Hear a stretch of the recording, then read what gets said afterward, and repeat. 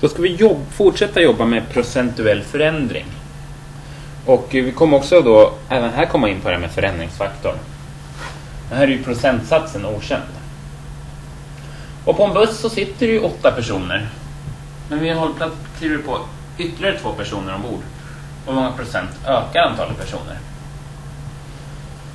Här ser vi att det blir ju en förändring. Det ökar ju med 2. Och det sagt 8 från början. För att hitta då hur många procent, alltså ökningen eller minskningen, här ökar det ju. Men för att hitta procentsatsen i sådana här typer av uppgifter.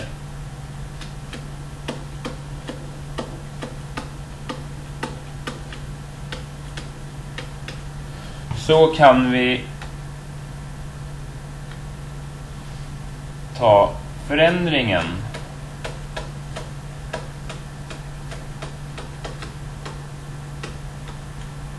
dividerat med värdet från början.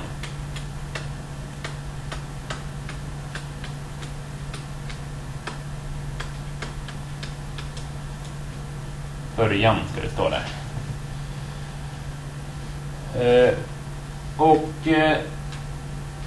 Förtydliga det lite.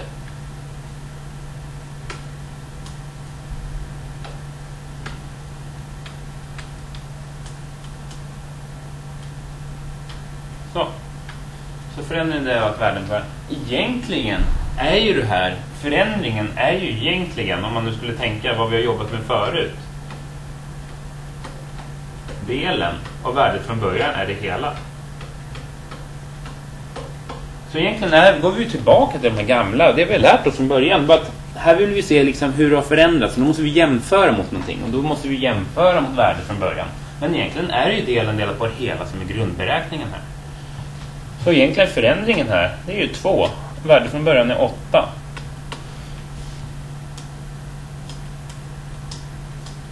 Det är 0,25, och det vill säga det är 25% ökning. Det ökar alltså på den här bussen med 25% antal personer. Och bussen ökar med 25%. Jag vet att tog bara förändringen delat på värdet från början.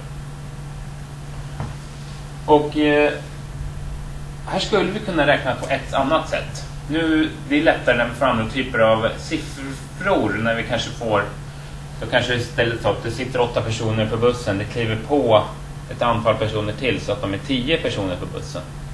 Hur många procent har ökat antal passagerare? Och då, det man gör då är ju egentligen att man då kan ta ut en förändringsfaktor där också.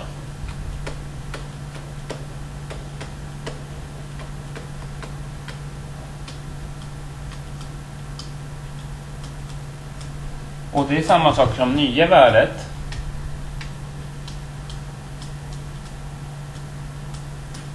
delat på det gamla värdet.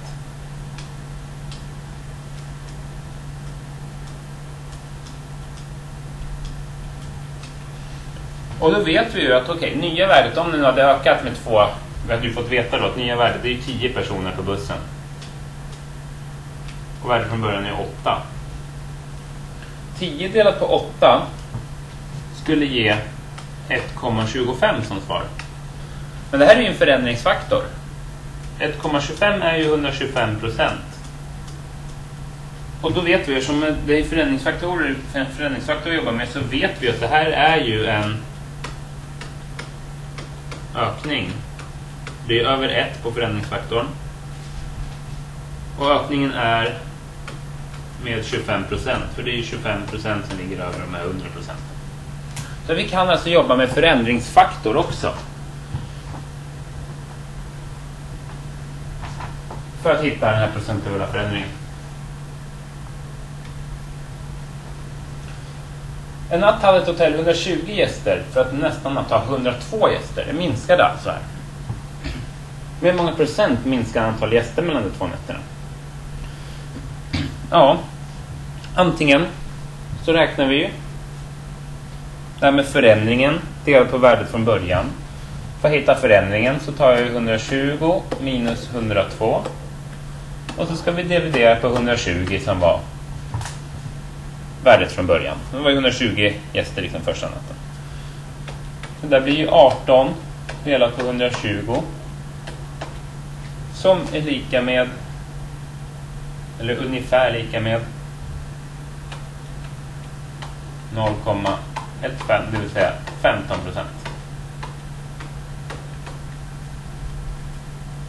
Okej, det minskade alltså med 15% gästerna mellan de här två nätterna. Vi skulle ju också då kunna ta förändringsfaktorn och räkna med en annan metod bara. Nya värdet 102 dividerat med gamla värdet 120. Om vi gör det så kommer vi alltså få det ungefärliga värdet. Alltså vi kommer få 0,85. Tror vi ungefärligt värde från när jag räknade det.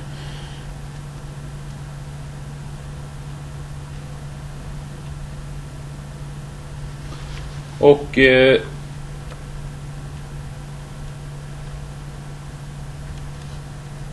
nej, det var ingen ungefärligt, det var lika med 0,5. Okej, som det här är en förändringsfaktor. Här har vi förändringsfaktor, det är 85%.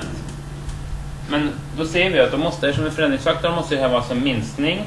Och från 100 ner till 85 är det alltså en minskning med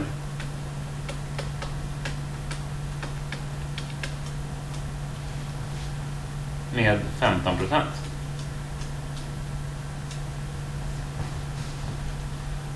Två sätt, räkna fram samma svar. Då skulle det alltså inte vara ungefär lika med där heller. Det skulle stå så. Ett exempel till har vi. Eller har jag. Du är ute och kör bil 50 km i timmen och ökar hastigheten till 70 km i timmen. Med hur många procent ökar din hastighet? Ja, förändringen 70 minus 50 dividerat med värdet från början som är 50. Får vi 20 delat på 50 som är samma sak som 0,4, det vill säga 40%. Alternativt, nya värdet 70 delat på värdet från början 50. Jag hittar förändringsfaktorn. Det är lika med 1,4. Så förändringsfaktorn är 1,4. Det vill säga 140%. Och då vet vi att det är en ökning med 40%. För det är 40% över 100. Så förändringsfaktorn visar ju också väldigt tydligt i sitt svar om det är en ökning eller en minskning. Är det under 1 så är det en minskning, över 1 så är det en ökning. Så det är ett exempel på att räkna ut mer med procentuell förändring när vi ska räkna ut procentsatsen.